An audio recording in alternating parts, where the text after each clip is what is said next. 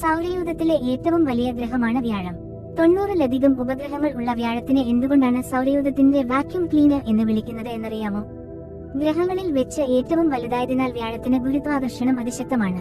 ഈ ഭീമമായ ഗുരുത്വാകർഷണം സൗരയൂഥത്തിലേക്ക് കടന്നുവരുന്ന കോമറ്റ്സുകളെയും ആസ്ട്രോയിഡുകളെയും ആകർഷിക്കുകയോ അല്ലെങ്കിൽ സഞ്ചാരപഥത്തിൽ നിന്നും മാറ്റിവിടുകയോ ചെയ്യുന്നു.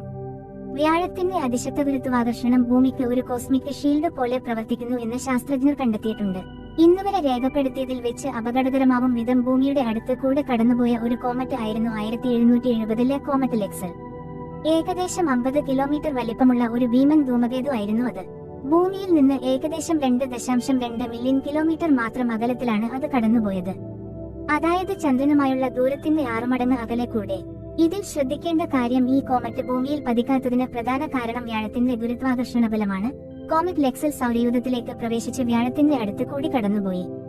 വ്യാഴത്തിന്റെ ഗുരുത്വാകർഷണം ഇതിന്റെ സഞ്ചാരപാത മാറ്റിവിട്ടു. അങ്ങനെയാണ് അത് ഭൂമിയുടെ അടുത്തുകൂടെ കടന്നുപോയത്. അതിനുശേഷം വ്യാഴം 1779 ഈ കോമറ്റിനെ ഡിഫ്ലക്ട് ചെയ്തു. 1779 മുതൽ ഈ കോമറ്റ് കണ്ടെത്തിയിട്ടില്ല. ഇത് ലോസ്റ്റ് കോമറ്റ് ആയി കണക്കാക്കപ്പെടുന്നു.